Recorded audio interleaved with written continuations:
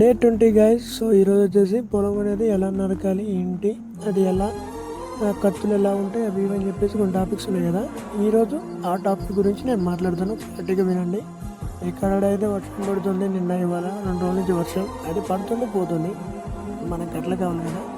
అలా తగ్గిన తర్వాత మళ్ళీ వచ్చి నరుగుతున్నాము. ఈ నరికే విధం ఎట్లంటే ప్రతి ఒక్కళ్ళు జాగ్రత్తగా నరుక్కోవాలి. ఎందుకంటే మనం నరికేటప్పుడు కత్తి అనేది జారు వచ్చేసి కొన్నిసార్లు కాళ్ళు చేతులు అనేవి తెగుతాయి.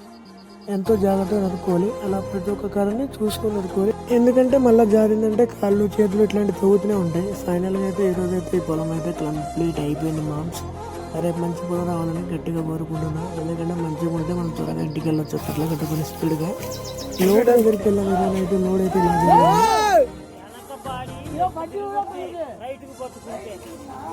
ఇలాంటి ఎన్నో జరుగుతాయి.